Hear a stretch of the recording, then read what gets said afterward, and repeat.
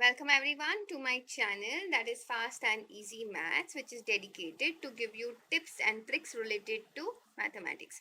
So if you're new to my channel, then please go ahead and hit the subscribe button and also hit the bell button besides it, so that you get notified whenever I push up a new video. So today we are going to talk about quant questions which are based on geometry. Okay, so these are the questions which are asked in entrances such as ACT, SAT, CAT, GMAT, etc. Okay, and trust me, after watching this video you will be able to solve at least these two kinds of question within seconds. Okay, so without wasting further time, let's talk about the first question. That is nothing but corners are cut off from an equilateral triangle T to produce a regular hexagon H. Then the ratio of the area of H to the area of triangle is. Okay, so these are the options. So now let's first draw an equilateral triangle. Please don't mind my drawing because I'm not going to use a proper scale. Now what are they saying is they are going to cut off corners from the equilateral triangle. Let me use some other pen for that. So let's say they're cutting off this corner and this corner. Okay, and now as we can see that now this is supposed to be a regular hexagon, meaning the sides of the hexagon are supposed to be equal. Okay, so the thing is that you need to find the ratio of this hexagon, or rather the ratio of the area of this hexagon with respect to this triangle.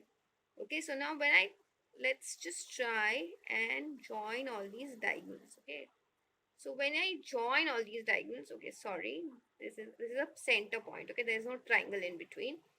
So when I join these things, so I'm how many triangles do I have in the hexagon? That is 1, 2, 3, 4, 5 and 6.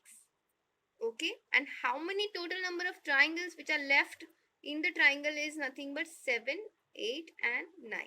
So now can I say that the total number of triangles which are made to form this entire hexagon is nothing but 6, and the total number of triangles which are joined together to make the entire equilateral triangle is nothing but 9. So when you reduce the fraction, you get 2 upon 3. So that is your answer.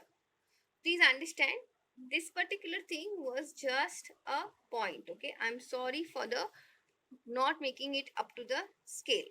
Okay, so as you understood, when you have these kind of questions, all you need to do is just draw. Sometimes while drawing only you will realize that it is so much easier to do the sum. You really didn't have to put any of the formulas of the area of hexagon, neither the area of equilateral triangle formula was supposed to be used in solving this particular kind of sum.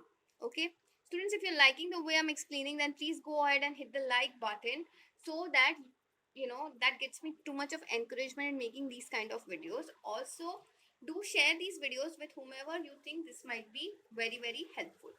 Now students, in the next one we will have to use some kind of formula. Okay, because if we don't use that formula, it becomes a bit tricky in solving these kind of sums. And as we know that these are entrance exams, so you are somewhere down the line based or bound by time. Okay, so you need to be accurate as well as you need to be very speedy. Okay, so with that you need to have certain knowledge of formulas. I'm not saying that when we were solving this sum, I'm really not saying that you should not know the formulas. It's just that sometimes the answer is like right in front of you. You really don't need to use these formulas. Okay, so you just have to take your chances, and you do keep practicing. Once you get the hang of it, when you look at the question, you will quickly realize which way to go.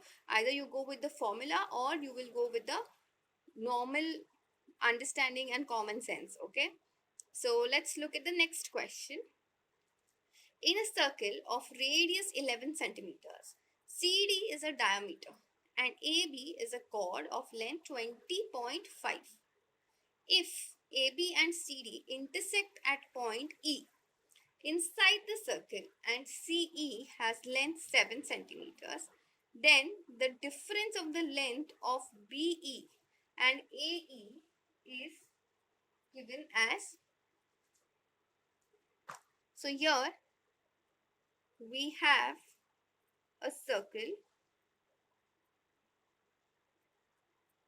okay, and this is my diameter, which is CD, okay, and we have a chord.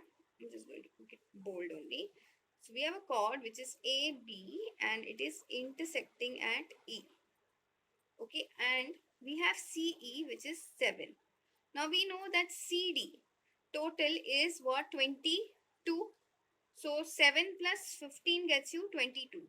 Why 22? Because it was the diameter and the radius is 11. So obviously diameter is 2 into 11. Okay. Now you need to find what is the difference of BE and AE. Okay. So we know that according to the chord theorem, which you have studied in your higher secondary, not in your higher secondary also, it is actually been taught in your secondary, okay, so we know that CE into ED is equals to BE into AE, okay, so now I can say the CE into ED, that is 7 into 15 gets you AE into BE, the product, okay, and when you multiply 7 into 15 you get 105. That is your value of AE into BE. Now the trouble is that they have also given you that what is the total length. So we can say AE plus BE is given as 20.5. These all things are given, okay, but you need to find what, AE minus BE, okay.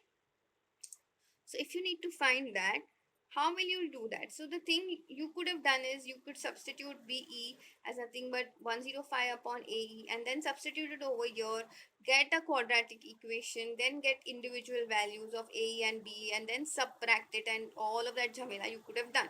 But the problem is that this is a entrance exam. You can't afford to do so much of working for one sum, or you cannot afford to waste so much of time for one particular sum.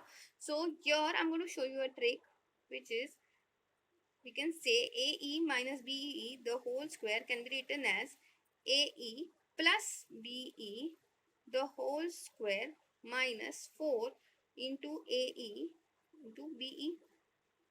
Trust me, when you open this actually gets you AE minus BE the whole square ka expansion. Okay, so now I can write 20.5 the whole square minus 4 into 105, okay, and 20.5 the whole square is actually 420.25 minus this 4 when multiplied over here gets you 420, so this gets you 0.25. Now don't forget that this was a square. So in order to find AE minus BE, you just had to do the square root of 0.25, that is 0.5. So you realize how easy this was, okay. Thus this particular sum would have at least taken you more than 1 minute to solve after reaching this particular point, had you not used this trick.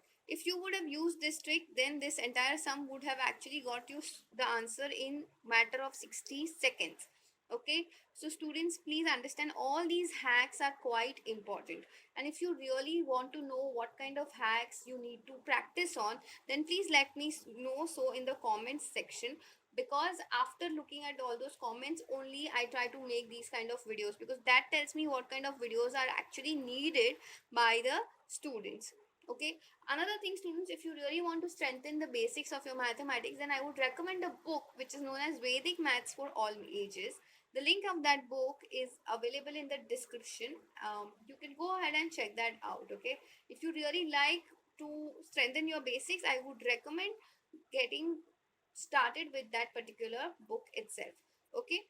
So now students, please go ahead and hit the like button until it turns blue, because as I said, so that gives me a lot of encouragement in doing these kind of videos. So that's it for this video. I will see you in the next one. Thank you.